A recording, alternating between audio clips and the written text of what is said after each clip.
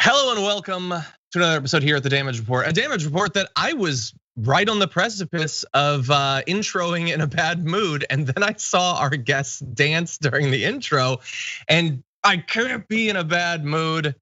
Dan Evans returns once again. How's it going, Dan?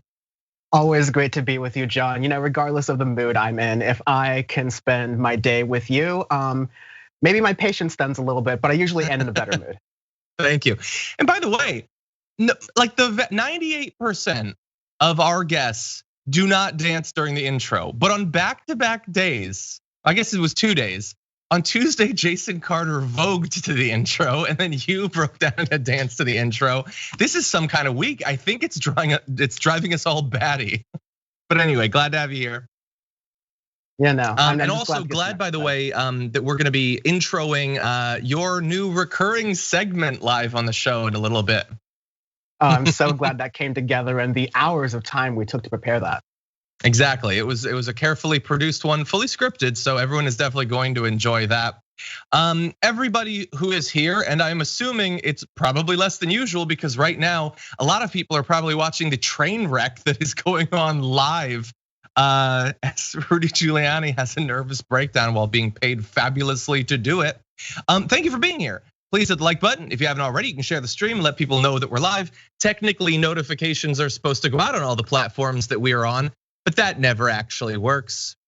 Tech is the best, but thank you to all of you who are already here. And as we go through our very packed hour plus of news, if you send us comments, tweets, super chats, all of that, we will respond live as we go. Before we launch into it, Dan, anything else we need to? Oh, that actually reminds me. Tomorrow on the program, one thing we do have to address, tomorrow on the program, Brett Ehrlich is gonna be joining me. And as always, we're gonna be closing out the week by throwing the worst garbagey people in the country in the trash.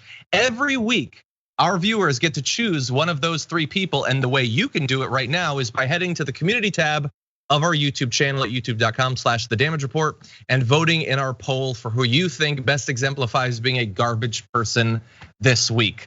Dan, you're not gonna be here for tomorrow's program, but if you had to nominate a garbage person right now, who would it be? Oh, there's some people on the list. We have a pretty good long line of garbage people, but I think I'm just gonna tease it by saying the garbage person of the week tastes like chicken. Oh, wait, I wonder, is that a story we're doing later on? Interesting, okay. Maybe. Okay, interesting, I like that. At first I didn't get it, but I like it. Okay. So, by the way, if you're watching this, if you want some of my initial reaction to the Rudy Giuliani press conference, we have a video that's already up on the channel, which you can watch. I was reacting sort of in real time. I will only add to that by saying that this broken down shell of a man who is representing the most comical attempt to overthrow a democracy in the history of mankind is now sweating so profusely on camera that his hair dye is running down the sides of his face, which I think is a fitting follow-up to the Four Seasons Total Landscaping thing of a couple weeks ago. He is a hot mess. He's the man of the year, honestly, if 2020 is the year we're talking about. But anyway, with that, why don't we launch into other news? Yesterday, we talked about the very narrow attempt by a couple of Republicans in Wayne County in Michigan to not count the votes of Detroit, because let's keep it real, they didn't want black people's vote to count because they knew it wasn't gonna go for Donald Trump. Well, another person on that has gone viral now in a video taking down those two individuals and pointing out what their legacy will end up being. Take a look at that. You talked about not certifying Detroit, even though you acknowledged that Livonia, a city, by the way, I know you know is 95% white, had bigger variances than Detroit, which is 80% black. We understand, and you now added your name. So I'm not gonna try to change your mind. I just wanna let you know that the Trump stink, the stain of racism that you, William Hartman, and Monica Palmer have just covered yourself in is going to follow you throughout history. Your grandchildren are going to think of you like Bull Connor or George Wallace. Monica Palmer and William Hartman will forever be known in southeastern Michigan as two racists who did something so unprecedented that they disenfranchised hundreds of thousands of black voters in the city of Detroit because they were ordered to Probably, I know, Monica, you think Q told you to do it or some other crazy stuff like that. But just know when you try to sleep tonight, that millions of people around the world now on Twitter know the name Monica Palmer and William Hartman as two people completely racist and without an understanding of what integrity means or a shred of human decency. The law isn't on your side, history won't be on your side, your conscience will not be on your side, and Lord knows, when you go to meet your maker, your soul is going to be very, very warm. Damn. Dan, what do you think? Yes, like every time I hear this quote, it fills me with so much energy.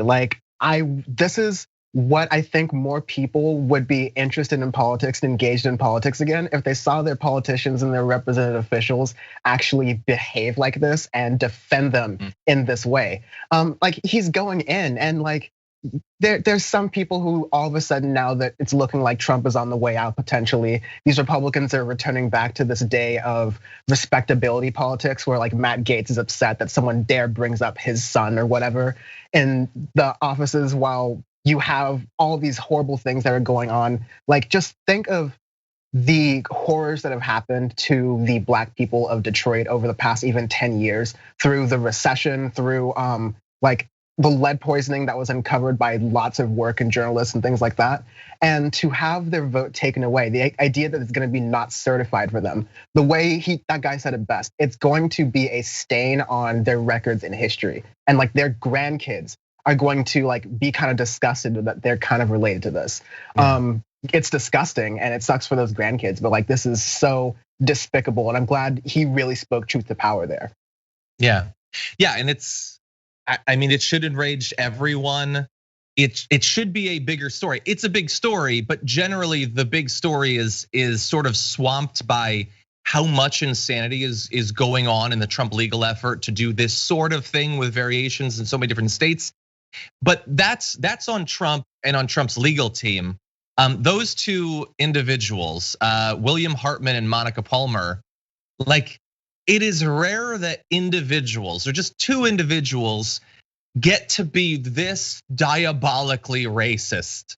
But they were given the opportunity and they chose it. And we'll get into in a little bit sort of why they ended up choosing it. But the base of it is they see this city, which is overwhelmingly non-white, and they think it would be convenient if they didn't count. They don't count for me. It would be great if officially they didn't count either. It's sort of like the definition of institutional racism. It is the structures of our government taking an entire community and saying, you could go F off, you don't count for anything. We're gonna keep the racist in charge. So it's a great rant. We're gonna try to reach out to the guy. Maybe we can get him. It was something, and I'm sure he's going to be, he's gonna be harassed. He's probably gonna get death threats because of this. But the insane times that we're in right now, I think require a strong response. And it's rare we get one as strong as that. And I just wanted to add one thing. I tweeted this out earlier. There was a headline on Town Hall, that like right-wing website. And the headline is, written by Beth Bauman, Detroit's votes might not count and that would be a win for the Trump team. That's the headline. It's just totally honest. This city isn't gonna count. We're gonna do the rest of the state. We're gonna certify everything else. We're just gonna do a donut of certified, and then right in that center, we're not gonna have it count. And if it works, oh God, it would really give us a boost as we try to do the same thing to Atlanta and maybe to Philly as well. Weird, the pattern that we're not going to acknowledge there. The whole thing is just so disgusting, so disgusting. But as we hear all the time, America is a post-racial society. We did, after all, elect Barack Obama, Dan.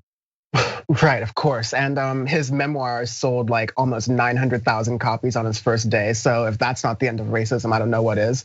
But seriously, it's just absolutely infuriating, the idea that they think that, and this is, we all have to understand and contextualize. Yeah, you said, John, there's so much going on with the legal challenges currently that Donald Trump is doing, and most of them are failing miserably, that it's hard to really catch on to everything. But I think what we have to look at this moment as is a really chaotic case study of the lengths at which the Republican Party is willing to go to suppress the Black vote, to suppress the vote of people who don't likely vote the way they want them to, instead of going out to actually get voters to support them for their ideals and their policies.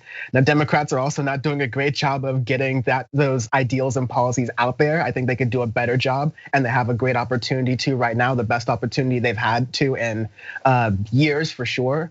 But they can't squander it because this is what they're up against. We need to remember that this is what we are always up against, and so we can't hold back. I agree, and he didn't. Very good job there by that individual. Okay, so let's talk a little bit more about this. So look, for 2 days now, we've been covering the effort to have Wayne County votes in Michigan not count, and there was that back and forth that Trump was so excited about, where it looked like they weren't going to certify the results for that one county. It led to this amazing tweet that came out just like 18 minutes before they did certify it from Trump saying, "Wow, Michigan just refused to certify the election results. Having courage is a beautiful thing. The USA stands proud as we try to take the vote away from hundreds of thousands of black people who don't support me." But why? Why did that whole back and forth happen? Where originally they were going to, and then they decided they weren't going to, and then they ended up doing it, but now they want to take back their vote afterward. Well, it turns out those two Republican individuals, William Hartman and Monica Palmer, as well as the Democrats on that county board, they were not the only individuals weighing in on this process. After all, the world was watching, the country was watching, but it turns out most importantly, the president of the United States was watching, and he was calling. A person familiar with the matter said Trump reached out to the canvassers, Monica Palmer and William Hartman, on Tuesday evening after the revised vote to express gratitude for their support. Then on Wednesday, Palmer and Hartman signed affidavits saying they believe the county vote should not be certified. So this we had as of very early this morning, the idea that the president had personally called to either, depending on your perspective, put pressure on or support for them attempting to disenfranchise hundreds of thousands of individuals. And it was confirmed by one of those individuals. Monica Palmer said, "I did receive a call from President Trump late Tuesday evening after the meeting. He was checking in to make sure I was safe after hearing the threats and doxing that had occurred." Well, Dan, that sounds like Trump. When his political future is on the line, he's not going to worry about himself. He's just worried about the safety of the little people. That's the guy we know, John. That's Donald Trump, and it's why all the little people voted in overwhelming numbers to keep him in office. Except they didn't. Except like in all the cases where like some of the little fraud they found or instances of fraud have just all been found to be fake or Trump cronies who are trying to brush up things that aren't there. But it's one of those cases where the behavior of Trump is very unsurprising at this point. We know exactly how he's going to behave and act. He's going to behave and act in a way that is very self-centered and out to get whatever sort of angle he can to win and victory and look strong, even though throughout the whole process, he's wriggling around like a fish out of water, just like completely weak. And so this side kind of like calling in from the dawn, all puns intended, at the top, trying to say, okay, can you do me one last little favor? It'll be great, it'll be wonderful, fantastic. It's kind of shameless. It's sad that again, we get to see this kind of politics out in the open and see this what it is, which is a blatant attempt at voter suppression to affect people of color. And I am now moving on towards the step, which I don't think a lot of Democrats are talking about right now, of where's the accountability going to come?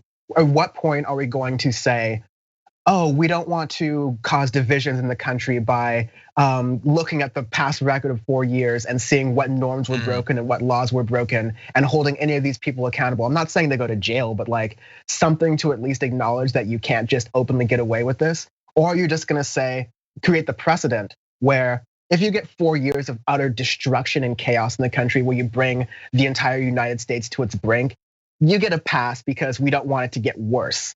We have a chance to set that precedent right now, and we're kind of looking and gawking at what's going on. But at what point are we going to actually make a decision on whether or not we signal to people in the future that this is allowable, that this is something the United States as a country with so-called laws that conservatives love to parrot and defend and say are just and good in the way we should run society. Do those laws actually work to defend the country, or do they work to just defend capital? I think you're 100% right. I worry that we already know what Biden thinks about this, according to reporting from earlier this week.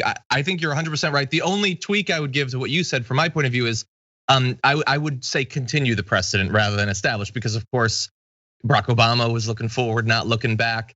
And I mean, if you look back over the past 3 or 4 decades of American politics, how has ignoring the criminality of Republican presidencies worked for us? We had 8 years of Reagan.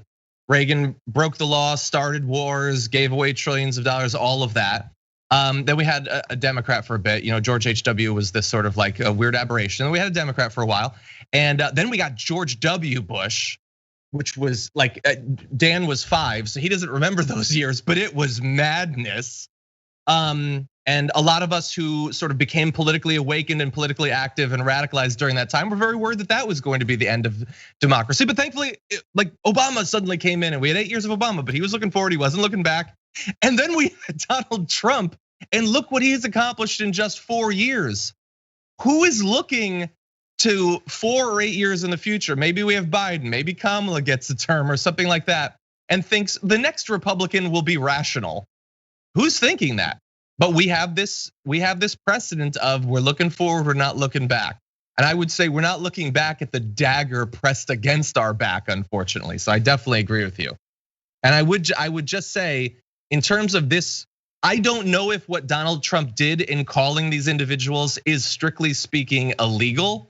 I do know that even if it is illegal, he's the president and there are no consequences for breaking the law, at least now, if not in the future. But when you look at this, unprecedented attempts to interfere with the election. No, if you're a right winger watching this, seriously, you won't engage in an intellectually honest fashion with my question, but you do have to think about it. You can't help the reaction you're gonna have. If you found out that Biden had been calling up the board that certifies votes and pressuring them to go one way or the other, would you be okay with that? If it had happened, do you think that your man Tucker Carlson would be like, no, that's just fair game. You get to do that. The candidates get to call up and put pressure on them to invalidate entire cities. Maybe Dallas won't count. You know what?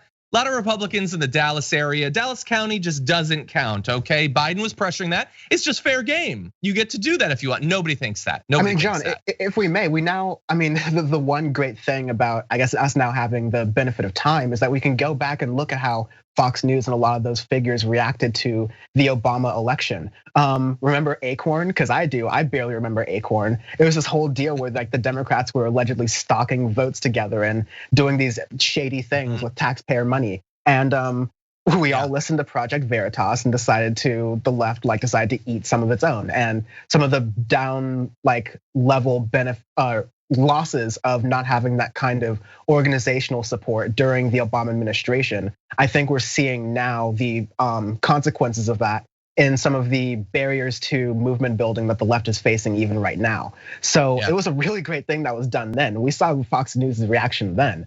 Now, of course, they're falling in line to Donald Trump because they are, as they have been for the past 5 years now, placing their bets on the future as it's led by this bloviating wet sack of COVID waiting to happen. This is the bet they've made. So we just watch them as they happen, and we can't call out the hypocrisy at this point because the hypocrisy doesn't work. We'll get to that in a moment.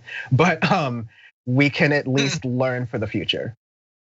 Yeah, no, that's a great point and a great image, by the way. Somebody's pointing out in the Twitch that Dallas went for Biden this year. Yeah, okay, I apologize, Dallas. You're good people. I love Texas. You know what I mean? A Republican city, if one exists.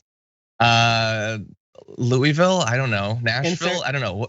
Insert that video. I don't know if you saw it during the election, but Joe Rogan was watching election coverage with a friend of the show, Kyle Kalinske. And when Texas was called red for Trump, he let out a woo and a fist pump and everything, but then held back because he realized he was on camera. No, Texas is awesome though. We're bringing our liberal values to Texas, such as Joe Rogan. Exactly. Okay, yes. So this thing by Trump, hope this isn't the last we hear of this. You combine that with Lindsey Graham calling up the Georgia Secretary of State, which is actually that is a crime. You can't pressure a Secretary of State to commit election fraud. So we have identified 2 horrible instances of trying to manipulate this election. It's just not the ones that the Trump team are arguing about in court. Okay, with that, we are going to read just a couple of comments and then proceed with other news. Rob Barracuda Shively sent me the first super chat of the day saying, Dragon Lord, check your Twitter DMs for possible pick-me-up. Rob, I did see that and I'll respond after the show. Thank you so much. Very nice of you. Okay. British 32 says, hi, John. Would Jank allow you to hang a dragon squad alongside USA flag if we sent you one? Most of the time I'm the only person that occupies these grounds. I can hang whatever I want, I think.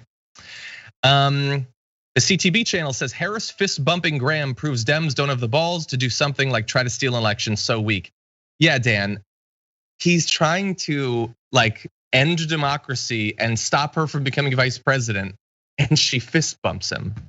It's madness. I'm trying to do this new experiment with myself where I'm trying not to look into those little moments where it benefits here to have a little bit of camaraderie with the other side, because you end up working with each other. If in the Democratic dream scenario, Kamala Harris is the next tiebreaker vote, I guess they do have to work in some capacity together. I don't like the optics of it at all. The same thing that when Dianne Feinstein did that thing a while ago as well. I don't love the optics, but and unfortunately you can take these clips and put them into videos and take them out of context for political ads. But I like to think that we're at this sort of point in politics now where I think American people are really sick of a lot of the spin that's being given on a lot of sides, and they really want to see material results. And so I'm hoping that this moment. They've come to the wrong place. Yeah. If they want material results from their government. That's actually really true. I heard. But are you not reasonable? I'm trying. You are. Faith McGregor says, is it that easy for Republicans to not count votes, just refuse to certify? Why are those positions political? That's a good question. I mean, they didn't succeed, thankfully. This time, stay tuned for 4 years from now. Janelle says, greetings from Dragon Writer and Designer Dragon. What did you think about Laura Ingram's love letter to AOC? What was that? It's laughable, but not stupid to offer an olive branch after all the hate from the establishment. I don't know what that is. Are you familiar with that, Dan? I'm not exactly sure. Laura Ingraham just says a lot of drivel. I'm not sure, but I'm sure it was sarcastic and meant to be sort of bait or something to lift up Laura Ingram's career. But having not seen it, I'm not going to speculate more. That's just how she rolls. Awesome. Okay, well, I'm gonna look that up later on, and thank you for letting me know. Really fast, over in Twitch, we've got John's Venn Diagram of Desire, who's gifted 5 tier 1 subs. Thank you so much for that. Kelly June gifted 1 as well, and so did Obi Mom Kenobi. Zombie Skincare resubscribed for the 2nd month. And good news, Sexy Melly B is doing a little bit better today. Not great, but a little better. So small miracles. Glad to hear that. And thank you to everybody who is currently watching. If you haven't already, please hit the like button and let people know that we're active. And with that, Dan, why don't you take it away? Yes, let's do that. So in this dramatic modern independent media hellscape, there are people seeking to make information more readily accessible and understandable. And then there are people who see the brand new $100,000 Hummer EV and go, hell yeah. For the latter half, Dan from the Internet and the Damage Report present a look at these figures and what they're actually doing. Skip, get ready. We're diving into Griff Nation. Griff Nation. Okay, we're gonna have to stretch that intro, but that was great. I love it. We're gonna have something more formal next time. But Dan is a connoisseur of right-wing grift. He's been identifying it and trying to stamp it out for a couple of years now. It's something that has bothered me for a long time, almost as much as left-wing grift bothers me. But anyway, we've got a great, tasty example of grift for you. And actually, some people might currently, as we're filming this, be watching this grifter standing behind what's left of Rudy Giuliani during his press conference. This is Jenna Ellis, senior legal advisor to Donald Trump. Now, if you're not familiar with Jenna Ellis, you're a normal, well-adjusted person, congratulations. But if you spend a lot of time on Twitter, if you're very online, if your name is Ken Klippenstein, you've probably come across tweets like this. Thank you for having the courage to continue to fight for election integrity. We the people are proud of you, Mr. President. So for a long time, Jenna Ellis tweeted things like that. She was one of the many people, a lot of them blonde women, who just tweet nice things at the president and about the president and get a following based on that. But that is before. Now, she is senior legal advisor to Donald Trump, actually at his big press conferences. But if you go back not all that long, not that many years ago, she had a very different opinion about Donald Trump, it turns out, when he wasn't paying her and when success and an audience and clout on the right wasn't 100% contingent on deference to the dear leader. Back in March of 2016, she put up this post, I believe on Facebook, saying, I could spend a full-time job just responding to the ridiculously illogical, inconsistent, and blatantly stupid arguments supporting Trump. But here's the thing, his supporters don't care about facts or logic. They aren't seeking truth. Trump probably could shoot someone in the middle of New York City and not lose support. And this is the cumulative reason why this nation is in such terrible shape. We don't have truth seekers, we have narcissists. And sometimes it even went beyond that with posts like this talking about how we're in the last days because of people like Donald Trump, people who are lovers of money, boastful, proud, abusive, disobedient, slanderous, unholy, not lovers of the good, lovers of pleasure rather than lovers of God. Trump identified by her in 2015 as a lover of pleasure and not a lover of God. When he said he wasn't gonna be in one of the debates, she said, call his bluff. The debate would be better without him anyway. She said he can't handle criticism. This is insanely dangerous to the fundamental American value and inalienable right to freedom of speech. She thought that his comments about women were disgusting, and she was 100% right about that. Now, all of that was a few years ago before the Republican Party was consumed entirely by Trumpism and thus the shift. We're gonna get to her explanation in a second, but Dan, so far, what do you think about Jenna Ellis? So there are a number of different kinds of grifters out there. You have the kind who's been a Republican all along and they decide to just like go wherever the wind blows and they land wherever the Republican Party is. And that's a savvy political move, sure. You have the brand of never Trumpers or like sometimes Trumpers like Ben Shapiro, who can be quoted in a since scrubbed off the internet, but of course available on archives quote that goes something along like, if Republicans don't say no to Trump now, America will fall into like demagogic absurdity. Meanwhile, he spends every day, probably as we're recording this, basically running laps for that demagogic absurdity.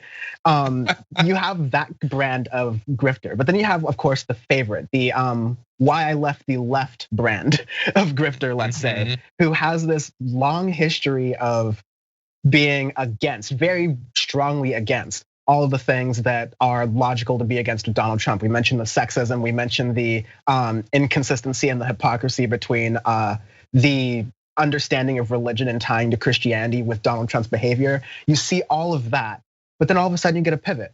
And that pivot usually comes with money. And it happens so often that it's almost like played out.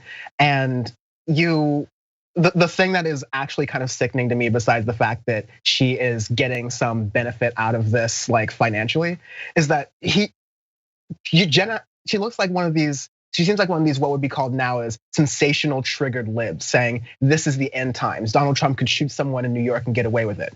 250,000 minimum Americans are dead of COVID, and Trump is nowhere near any sort of accountability for that. And you're working for him now.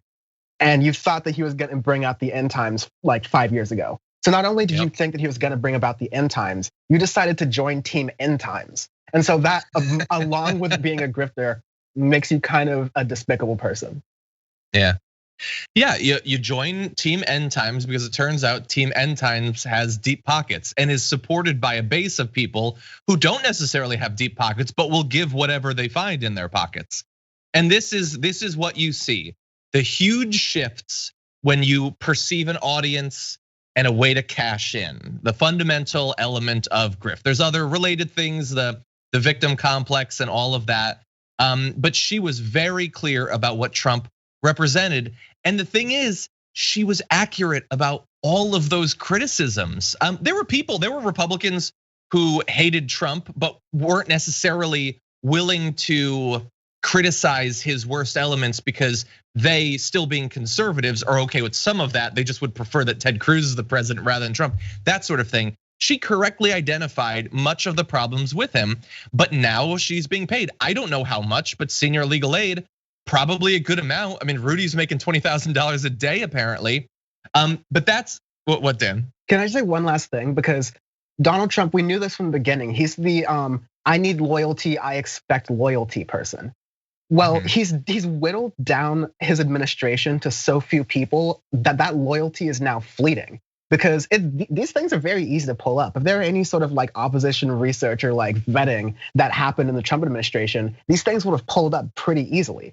But apparently her ability to be loyal now in this point trumps literally the past like record of things she said against Trump that seemed very disloyal. So it just kind of goes to show where the Trump administration is at a point where they're like looking for people to work with very quickly and desperately. But yeah, it kind of just goes to show the level of desperation they're willing to go to. Yeah. And it's fun to watch where not so morbid. Again, 250,000 people are dead, but yeah, there's that. We're gonna return to in a second.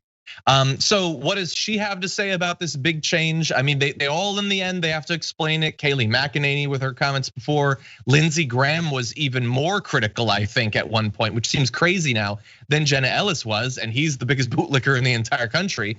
But she said, I am glad to have learned that I was completely wrong about Trump back then. And I've said that over and over publicly as I saw him keeping his promises and then eventually getting to know him personally. I appreciate K-File showing clearly through past statements that I think for myself and that my mind was changed based on fact and personal knowledge, which is amazing. I don't think that's what it showed. And I think that's not what it showed, but it would be convenient if that was the case. It would be a better cover for grift. But she doubles down saying, President Trump is a sincere Christian, the best president in modern history. And thus the circle of grift is completed. You've gone from over the top criticisms to now he's the best thing ever. I'd kill my family if he wants me to. Would you like that, Trumpy? And 2 + 2 = 5. It's shameless. Again, I'm glad we do this service here to show bit by bit that these people are just opportunists and they don't have any real ideology. So that helps us, with that knowledge, helps us know how to defeat them ultimately. Exactly. Yeah, I pray I live long enough to have the opportunity to flip on a person like this, but I'm trying, like I always try to think, am I being hypocritical? Is there a case where I had this big of a shift from hating someone to supporting them politically because it was in my benefit? But I can't think of it. Like, if I'm stumping for Joe Manchin in 2024, point this video out, but I don't think it's gonna happen. I would argue last point really fast about like hypocrisy, because I think a reflection on like a lot of what even media has done in the tens is really kind of try to emphasize hypocrisy, especially during the Obama administration and the beginning of the Trump administration when it was so blatant. And it's very clear that part of the new era of politics is this sort of like a post-hypocrisy politics, partially influenced by social media, partially influenced by Mitch McConnell and his like sort of regime of going like moving forward within whatever boundaries or around whatever boundaries of the law exist. Like that is, again, these are the people we're fighting, people who will go to every length and measure to retain power and keep power and entrench their power. So even if they're gone, they're like, you have to clean up everything on the way out. So the hypocrisy argument is like, we're way beyond past that. It's more just about how we further expose these people for how they are and then offer something that's far better at this point. At least as a strategy for in media as far as like what I try to do. But we do a great job here, John. So that's just preaching to the choir. We try. You know what choir's like? Preaching. Anyway, if they hated it, they'd leave. With that, why don't we turn to a great example of someone who already had to do their reckoning like Jenna Ellis, and we've just forgotten that Kayleigh McEnany was also pretty critical of Trump and had very nice things to say about Joe Biden a few years ago. I'd like to be press secretary. I guess you say what you have to say to get that job. But let's turn now to that. We're now deep into the war on Thanksgiving. Lefties like me and like Dan, we were hoping it was gonna be a sneak attack, but unfortunately we got caught. And our plot to destroy Thanksgiving has been discovered. This plot that's under the guise of wanting people to not die by the thousands from COVID. And you know who caught us? It was first Charlie Kirk, or what's left of him, and also Kayleigh McEnany, who had this to say about the efforts from some Democrats to try to stop your grandma from being killed at Thanksgiving dinner. But we know all across the country, Kayleigh, cases are spiking, unfortunately. And this is the week before Thanksgiving when families are going to be together. And there are a number of governors who are suggesting, look, you don't need to be in a big group, particularly if people are outside your bubble. What do you think of these suggestions and guidelines some of the governors have given in advance of this, because it is a super contagious disease? Yeah, I think a lot of the guidelines you're seeing are Orwellian. Let me start by saying the CDC has put out considerations as we prepare to go about Thanksgiving, about socially distancing, wearing masks, doing what you can. There's a whole list, a page of very good considerations, and in that they say we're not recommending a certain number of people, but we are giving considerations that you should put in place. And I think that's the American way. The American people know how to protect their health. We've dealt with COVID for many months, but it's Orwellian in a place like Oregon to say if you gather in numbers more than 6, we might come to your house and arrest you and you get 30 days of jail time. That's not the American way. We don't lose our freedom in this country. We make responsible health decisions as individuals. Right. And Kayleigh. Okay. We're going to turn to the responsible health decisions. First, though, she used the term Orwellian multiple times, and I didn't identify an example of something Orwellian in that. So I have a very quick, simple question. This is for both Dan and also for the audience. Maybe Brooke on Twitch can start up a poll. Has Kayleigh McEnany, or let's make it a little bit easier. Has anyone on that panel completed even one work by George Orwell? Have they read even one? Vote now on your phones, folks. Seriously, I want to hear what people have to say about that. But I think that maybe someone in the administration has read Animal Farm, but thought it was like about pardoning turkeys. And so like around Thanksgiving, it's like now part of the attention in the lexicon within the White House or something. None of these people know what they are talking about by Orwellian, because it's really weird for the US government and a spokesperson of the US government, the current administration, lame duck as they are, to be warning about government overreach when you are the federal government and you like do represent that overreach. But like, never mind to be said, the Republicans missed a real opportunity to kind of kill the Democratic Party in the last couple of months of the COVID relief, because if they could have let go to some of their overall ideology, they could have tied the idea of lockdowns, which do help prevent the spread of COVID, with economic relief and say, okay, because we're gonna lock down, we're not gonna completely leave people out in the cold. We're going to do what some European countries have done, which is create programs that supplement your income or your insurance so that during this time where you have a gap in working, you're covered and everything stays the same. You're not completely left out in the cold. Maybe PPP loans that weren't complete scams. That could have been an option to do, but no, they opted for greed. And now you're in the situation where people, even at their best faith possible, and I'm talking about regular American people, now hate lockdowns, chiefly because they worry about the economic impacts. And if Joe Biden can maybe use this opportunity to say, we're gonna do lockdowns, but if I had things my way, if someone at the GSA would sign some damn paperwork, then we would also tie this to some economic stimulus to make sure the brunt of having to lock down and close your businesses during a very lucrative holiday season is at least stifled a little bit, because we have a disease that has killed 250,000 Americans in the past like 6 or 7 months. So priorities, I don't know. Economics, it's complicated. What do I know? Whatever. But George Orwell, though, this is Orwellian. Yeah. That's the deal. Well, yeah, and you don't necessarily have to know what actual critique of modern government, the use of language George Orwell was making, if you can feel fairly assured that 99% of the people watching that program also don't know what it is, but they know it's bad. They know that much. Then to the point of the American people know how to protect themselves. Some do, yeah. Some people have gotten the information. Some people have regrettably been left behind by the education system as a general thing. And then later on top of that, they've suffered for more than half a year of misinformation about the pandemic, up to and including the video clip that we just played. They might have known and they might have protected themselves if all of the people they trusted in media hadn't kept telling them that it was a big hoax, that it didn't actually matter, that they should go and have big Thanksgiving gatherings. They're still being manipulated, and we shouldn't be surprised. The Trump administration didn't care to stop people from the death toll from continuing to go up back when his reelection hypothetically was being affected by the death toll. Now that he's lost, what, are they gonna start being responsible now? And so this is what you get. You get someone like the representative of the president saying, you know what, you decide. You just decide, don't worry about your state government, your local government. You're not gonna have to worry about the federal government because they ain't doing anything. You just do what you wanna do. And as of right now, the poll that we have a very reasonable Twitch audience, by the way. 3% say they've read several, either several people on the panel or one person has read several of those books. I think it was about 21% said yes, one of them is completed, and over 70% were like no. They're actually not bad. If you've suffered through Ayn Rand, you can get through most of Orwell in the time it takes to read The Fountainhead.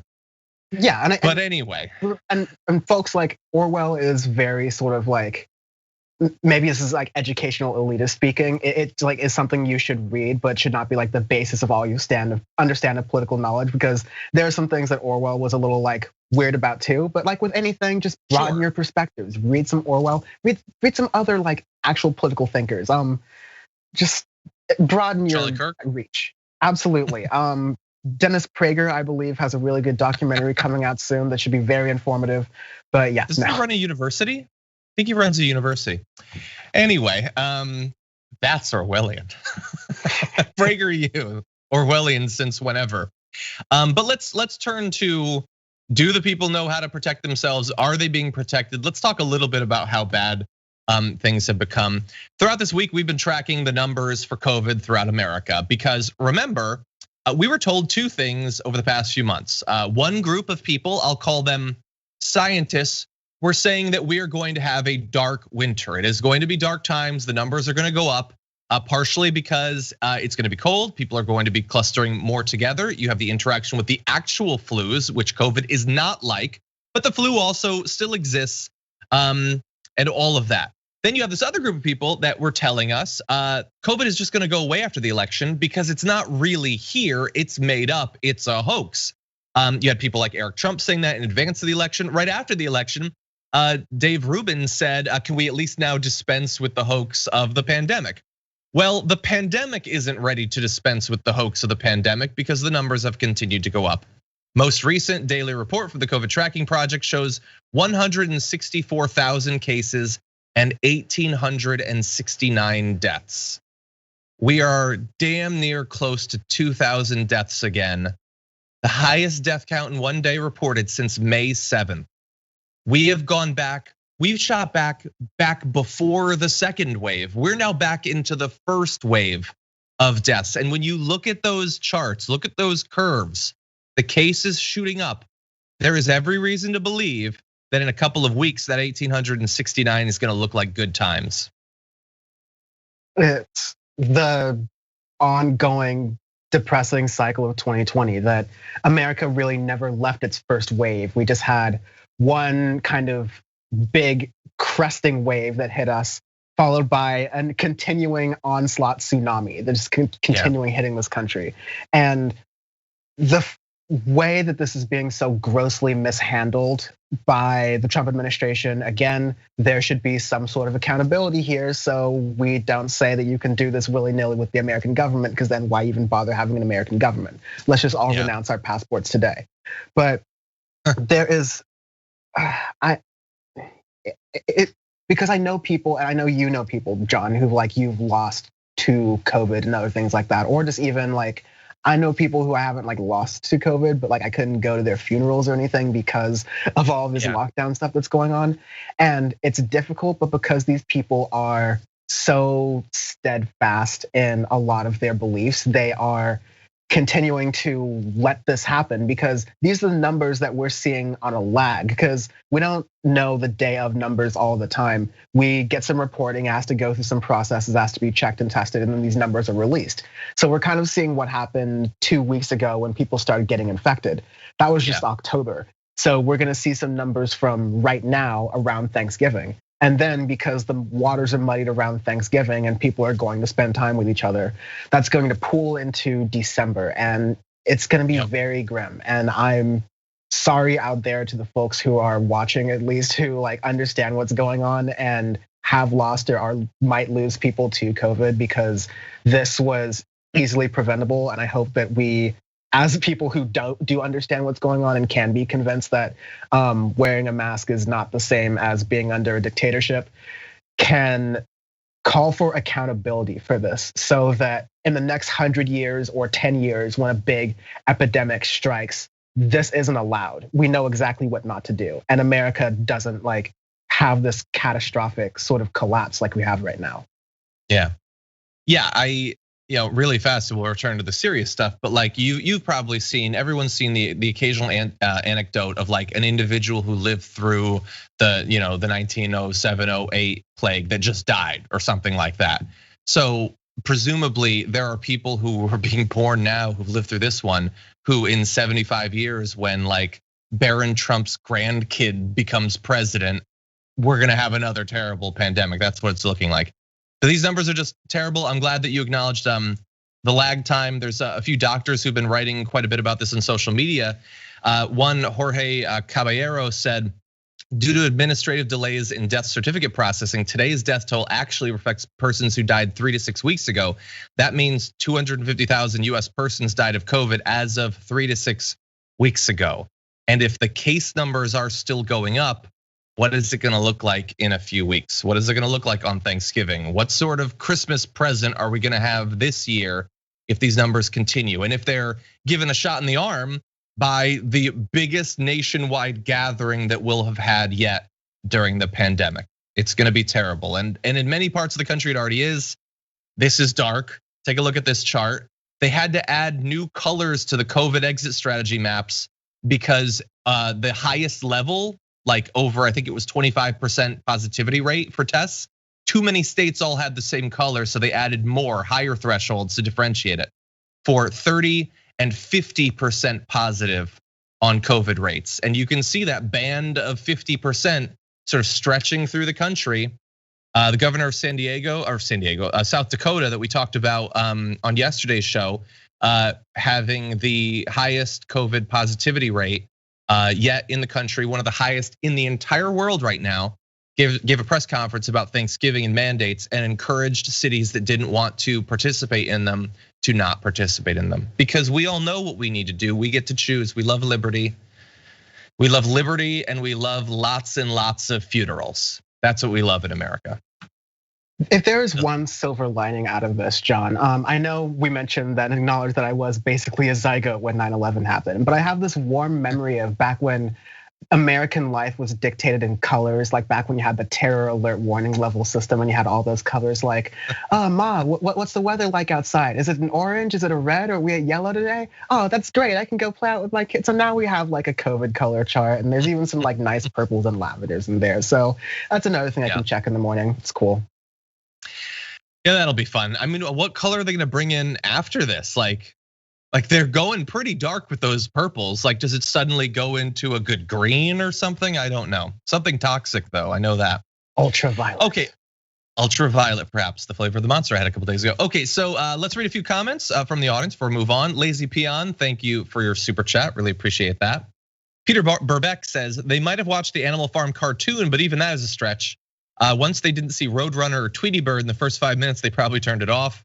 I recommend the one with Patrick Stewart. I remember enjoying that. Grit and Glitter Gamer Babe says, hey John, I love TDR and watch it every day. Orwellian, did she really use that word? Seriously, is she aware of the state of our nation? That is Orwellian, give me a break. Well, I mean, what I love is being lectured to on TV by literally the chief propagandist of the regime about things being Orwellian. That's fun. Maybe she was just giving alternative facts. Raleigh Jones says, I live in DC. Last weekend they were chanting F Antifa USA, but they didn't just say F. Do you know what Antifa stands for? They're so staggeringly stupid. Yeah, that's true. E-Ray says, Dan is so adorable, dreamy eyes. And by the way, I saw a comment on Twitch from the Twitch queen herself, Brooke, said, I just can't help but smile every time Dan's face is on the screen. That's cool. Thank you. Terry Clements, thank you for your super chat. Really appreciate that. Joseph says, hi, John. I work in restaurants and have been out of work for a few months now. I was hoping to get a shout out to Buwijab at Twitch. It's pronounced Buwijab. If you can't, that's fine. I just need help. Well, consider yourself shouted out. So thank you for your super chat. Do appreciate that. May Money into Building says, Jenna was recently on Bill Maher. She's a wannabe Kayleigh McEnany. They both need to crawl back into their Gollum caves. Yeah, I mean, and look, we can criticize the grift and still acknowledge, I get why they're doing it. They know what Trump likes and they're giving it to him. He likes loyalty and he likes blondes. That's what he likes. And so they're delivering that. We've unfortunately just decided that a guy like that should be the most powerful individual person on our planet, which is cool. Telly Panda over on Twitch said, Dan, that was great. I love that. I don't know exactly what it was a reference to, but perhaps everything. I'm mistaking it as everything. Thank you. There you go. Okay. Okay, seeing a few updates on stories on Twitter. Perhaps we'll get to those a little bit later on. But for now, we're gonna jump back into the news. So much more to get to, and time she is a wasting. And oh my God, this is a dark one. This might be one of the worst stories I have ever covered on this channel. It involves meatpacking plants. So this is a topic that we have returned to multiple times through the course of this pandemic, because it's been very clear from early on when pandemics started to break out in these environments that they didn't seem to care about whether their workers lived or died.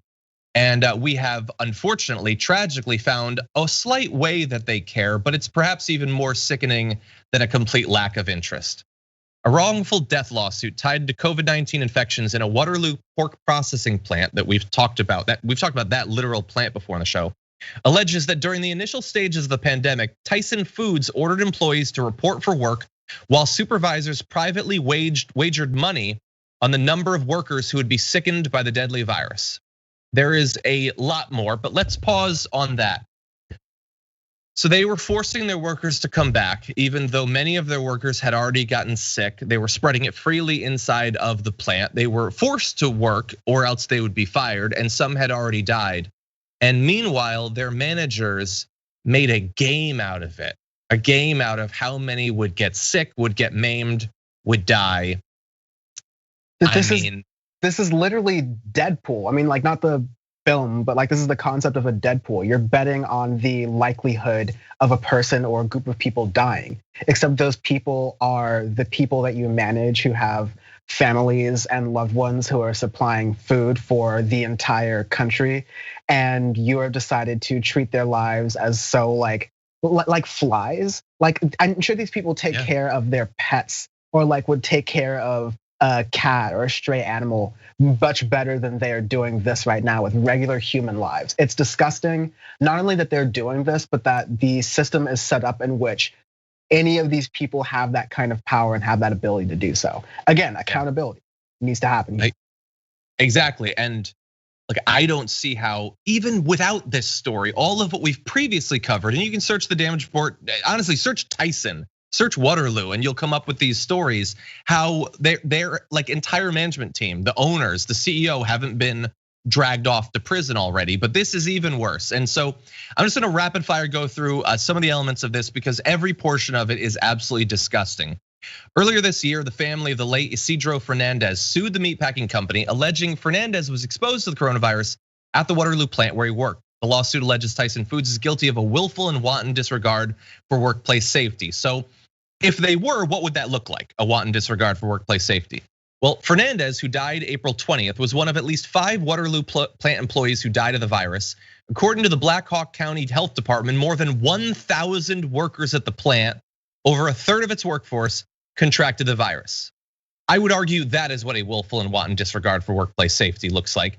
But that's sort of the beginning, okay? We get hit by the virus, maybe they couldn't see it coming. They totally could, but let's say maybe they couldn't see it coming. What they choose to do after that point, and so far this is stuff we've already talked about, gets even worse. So we're gonna update you.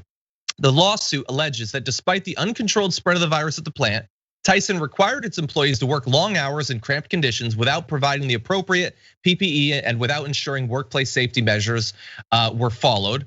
A county sheriff visited the plant Instead, the working conditions there shook him to his core. And then they have the individual plant manager who apparently got into this cash buy-in betting pool for supervisors to see how many people would get sick. Let's see, we've got John Casey, an upper level manager at the plant, alleged to have explicitly directed supervisors to ignore symptoms of COVID-19, telling them to show up to work even if they were exhibiting symptoms because it's just the glorified flu, he said. It's not a big deal and everyone is going to get it. Well, that's sort of a self-fulfilling prophecy with your attitude. Yes, almost everyone at the plant did get it. Let's see, we have him intercepting sick supervisors who are about to be tested and telling them to go back to work instead of actually testing. They allowed a man to continue working after vomiting on the production line during an international pandemic on the line in a place that produces and ships food. But after all, you can't have a person miss a half day of work after all.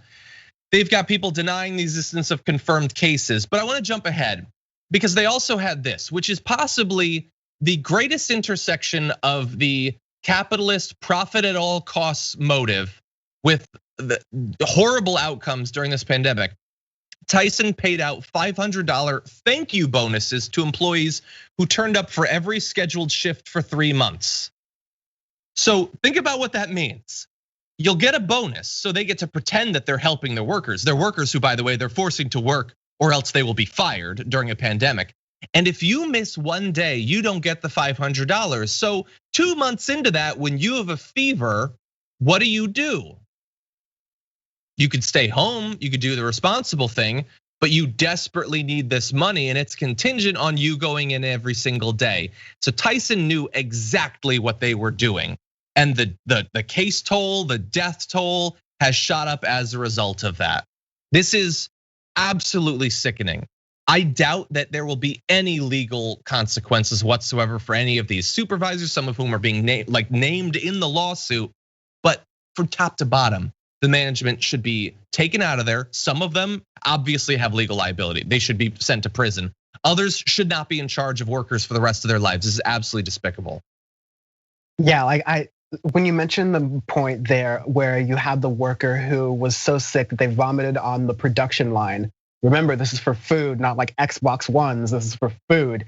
Like, I hadn't even made a comment here being like the annoying vegetarian about why I'm a vegetarian, but like that fact alone makes the case for one of the reasons I'm a vegetarian.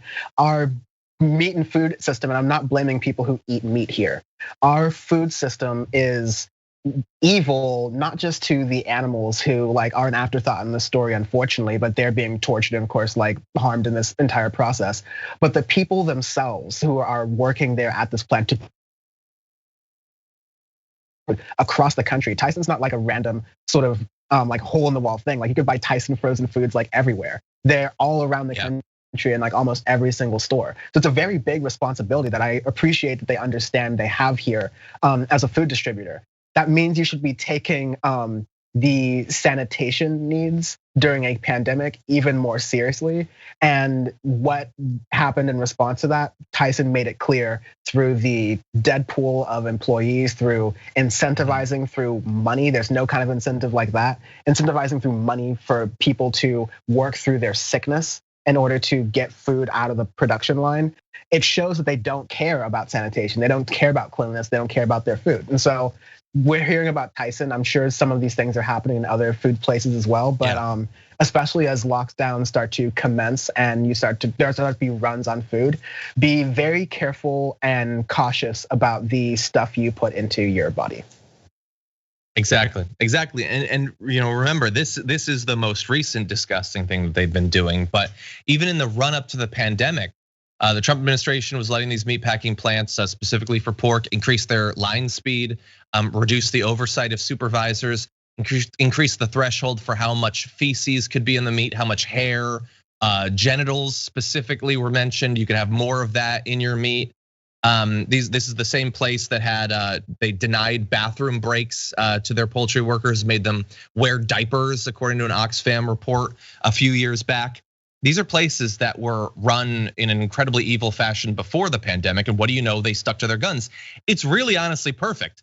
Like they are it is basically they are not humans anymore, the management. They are avatars of capitalism that look out on that production plant floor and they don't see animals, they see meat, and they don't see human beings, they see meat. They regrettably still need this human meat to pull levers and advance a line, but they don't feel any more ethical attachment to any of the meat, human or animal, in that room. It is absolutely disgusting in every way, morally, ethically, and in terms of the food itself. 100%, John. Okay, let's totally mix things up and go from that to something significantly lighter. Some might say nonsense, but we're gonna talk about it either way. As of just a couple of days ago, Twitter decided that tweets and all of that isn't enough, so they're gonna do what literally every social media site is doing, and they added stories. In this case, called fleets. Although with my limited experience with it, it looks and functions seemingly identically like the stories. I don't even know how it's legal. It seems like it's got to be breaking some sort of law, but they're now out there and not everybody likes it. I think I've been pretty clear in this intro. Even people like Representative Alexandria Ocasio-Cortez says, does the fleets thing stress anyone else out? Like I use Twitter to get away from IG stories, not have it follow me around on every platform, reminding me that I don't have makeup on. And Dan, I know that you're both from the internet and often on the internet, so I wanted your perspective on this. What do you think about Twitter getting in on the story game? I mean, it's a good time, honestly, for Twitter. I'm gonna take a very rare position, John. You might be surprised, and this is gonna be called In Defense of Twitter.com. All right. So, like, Twitter is the smallest of these social networks as far as the market cap and all those other things that are important. Facebook is this mega company. Google's so big, it could have 6 social networks that fail and it doesn't matter because the company's still big and YouTube still exists. And so you have all these mega, Microsoft has LinkedIn, etc. Twitter is its own thing. It doesn't really monetize or advertise well. What monetizes and advertises decently? Stories. That's why Snapchat does it. That's why they're kind of like the originals to do it. And that's why Facebook did the Facebook thing and put it in all of their products to where there's WhatsApp stories, there's Instagram stories, there's, like now we're gonna have Twitter stories. That's a separate, not Facebook platform, but they need to do something to kind of mix it up and make it fresh. Is this gonna be good? No.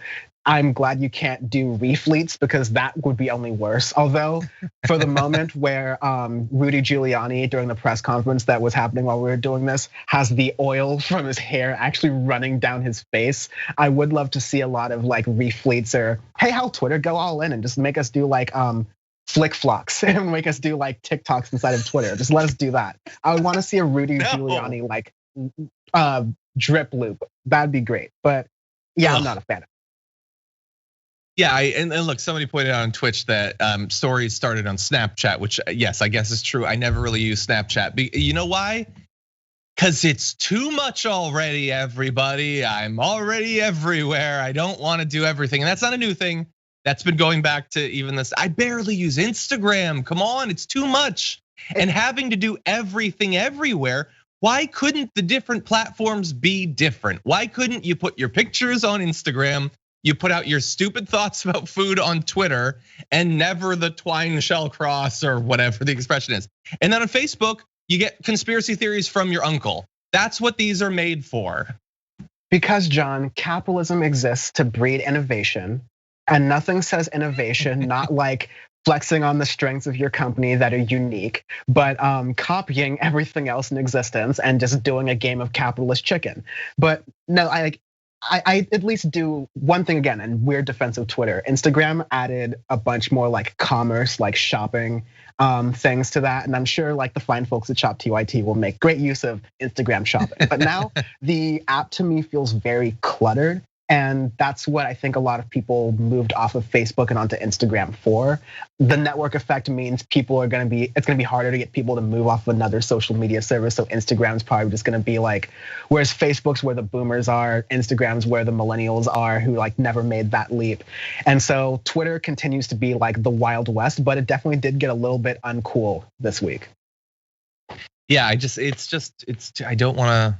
I'm not gonna do it. I mean, I guess maybe I'll have to because Twitter's out of all the social media sites the one I do the most. There's pets at least. I've seen a lot of people posting pets, and I don't think that's gonna last very long because like anything online, the first day of it's innocent and the second day of it there's racial slurs. So like you never know exactly where it's gonna go. But I'm seeing a lot of people with pets, and there's some of the notorious posters online are doing some interesting things with the medium. So there's that, but just please ignore it. Let's not make stories a thing. Stop making stories a thing. It's just, it's too much, man. I want to do the political stuff on Twitter and then generally on Instagram do the non-political stuff, but it is just, it's very difficult and it's too much. And it's like, we don't have to make every single thought we have, every site we see, everything doesn't need to be made public. And I would argue that, like, I mean, if someone like AOC, who's like a master of social media, is reaching the ragged edge of her ability to keep up with this, I think a lot of other people probably are too. Discord stories, Slack stories, Microsoft Parler Word stories. I'm gonna call them poops. You can do a quick little poop. It'll only last for 24 hours, then it'll go away. And if you do a liberal poop, you will be banned because we care about free speech. So anyway, okay. What were we gonna say? I think parlay is like a feature in Parler, but like parlay would be a cool thing to call stories there. Cool as in like would bring traffic to an to a completely racist website, but cool is relative. Yay. Yay. Okay, we only have a few minutes left, so I wanna make sure that we get through those last stories, so let's launch into it. How is everyone feeling in the weeks after the election? Well, it turns out some of them are happy with the result, but not necessarily like in the way that the winner would want. There's a poll we're gonna analyze which shows a third of the country being happy that Donald Trump lost the election, which is slightly more than the 1/4 who feel the same about Joe Biden winning. Which is sort of funny when you think about it, that like the people who got the candidate they want are happier about the guy they didn't want's outcome than the guy they did want. Which I suppose, considering how Donald Trump has dominated the discourse for the last few years, isn't necessarily so shocking, but it is sort of weird to focus on for at least a moment, Dan, that we're not that excited about Biden specifically. It's definitely weird, John, but having had the unique pleasure of going through most of the election cycle and season with you, I think we've kind of seen this idea sort of telegraphed that at this point, the Democratic Party and the Democratic base is not excited about Joe Biden so much as they're excited against the idea of Trump and everything he sort of stands for. And then once you get out of that, you have this sort of vacuum and where you're getting a lot of discourse is, what does getting rid of Donald Trump mean? Does this mean we're back to brunch and racism is over? Or does this mean the struggle continues? And everything sort of breaks down past that. But for as far as where this poll is coming from, yeah, Donald Trump was the bigger motivator, I think electorally broadly, and I think with moderates as well. It was the biggest motivator against him in the election, as opposed to people being very particularly excited about Joe Biden. I mean, there were 20 other people in the race at a certain point because everyone kind of knew that there were more exciting options than Joe Biden. It's just that Joe Biden has the political capital and does have some political cachet to be able to get to the point he is right now. And thankfully that worked just barely, but as I said before, as you said on the damage report so like brilliantly, we are going to need in the future, the very near future, as in like before the Georgia runoff's future, some affirmative goals that we can offer people, not just in Georgia, but around the country. And so that we can get people actually excited about the Democratic Party again. So we can actually move further towards building left power and getting people what they want.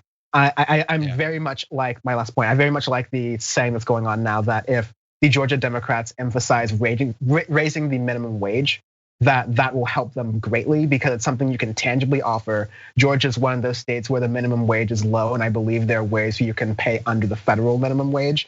And during COVID, that's a damn no-brainer. So I think that's something they should do. Yeah.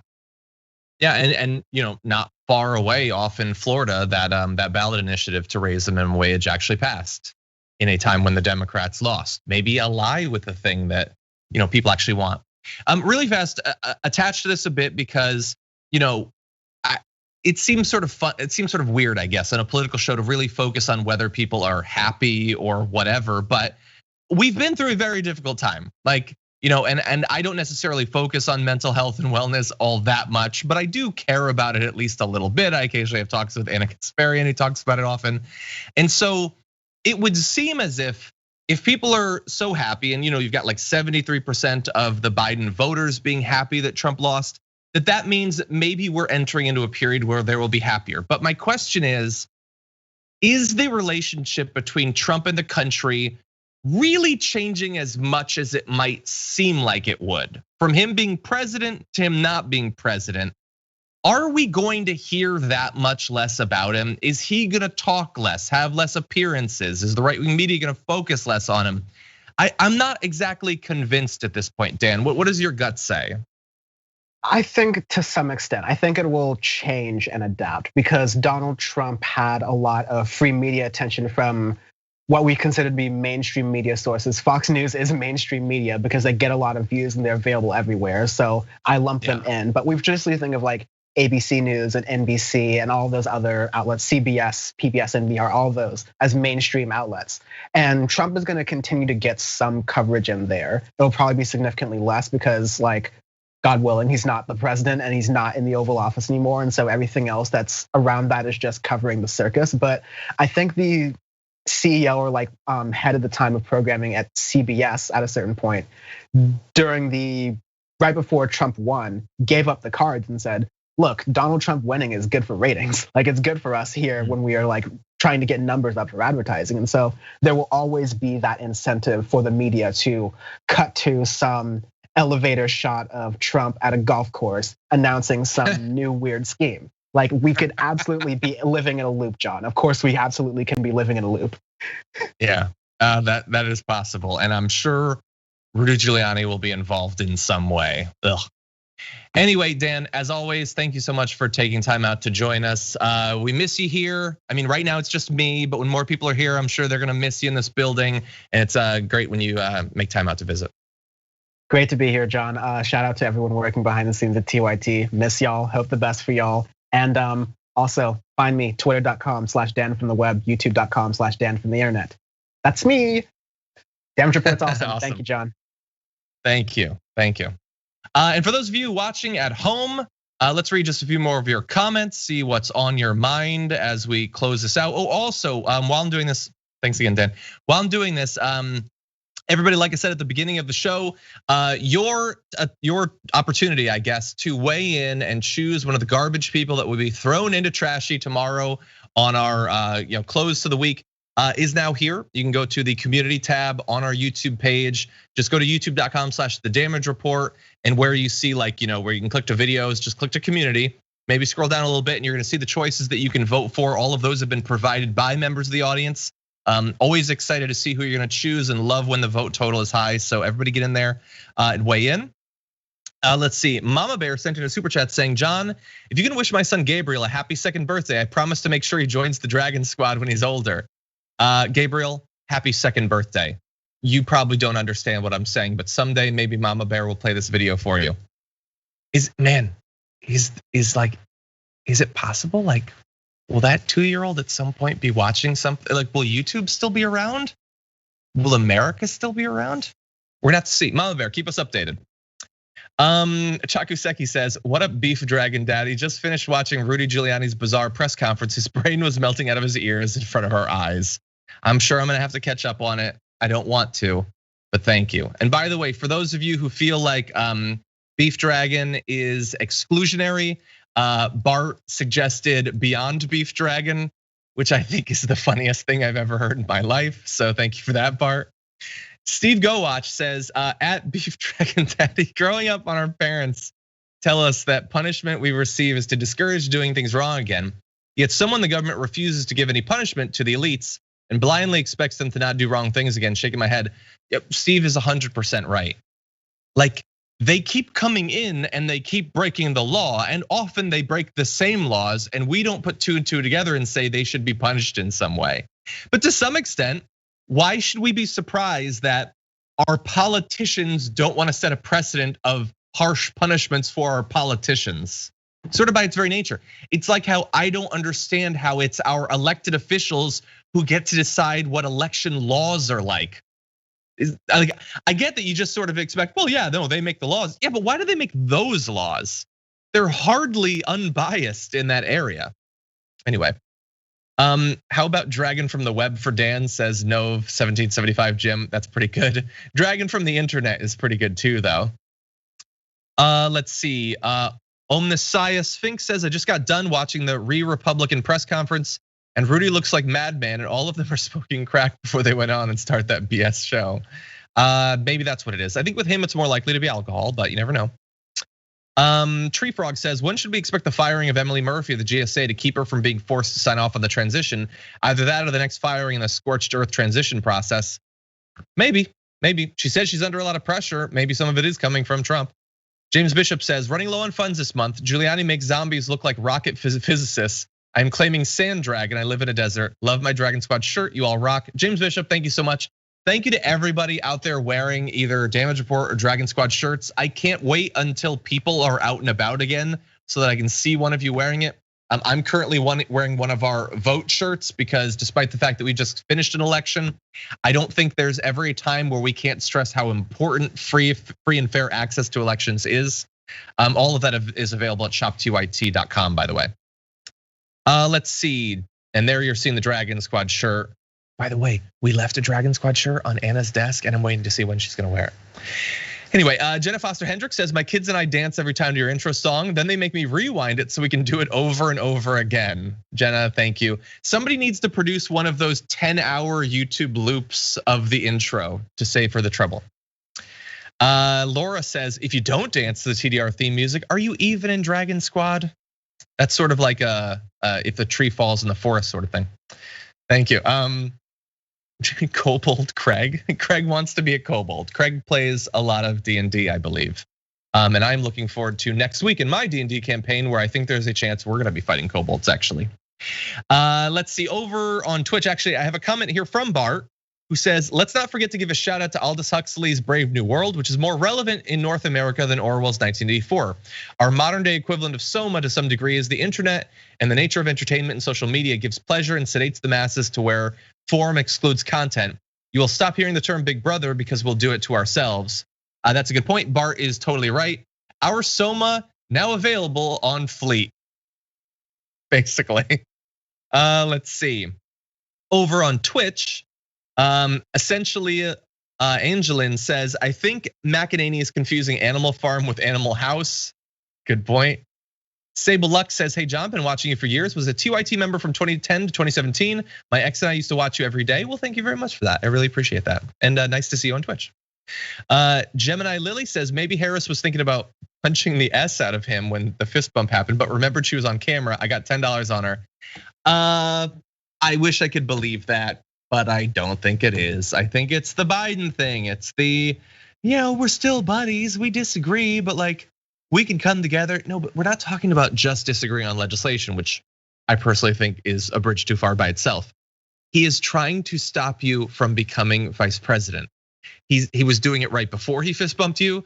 When he finished fist bumping you, he went to go do a camera hit where he alleged that the election was fraudulent. That's all that he's doing right now.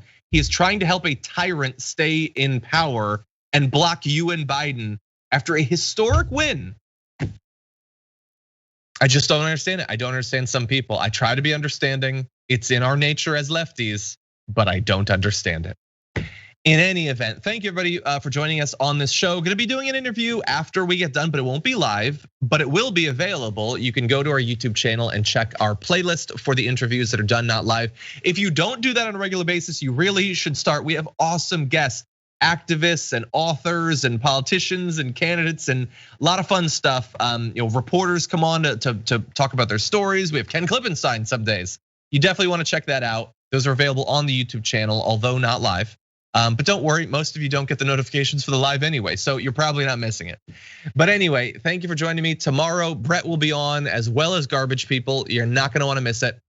Until then, stay safe out there, stay sane out there, and I'll see you soon.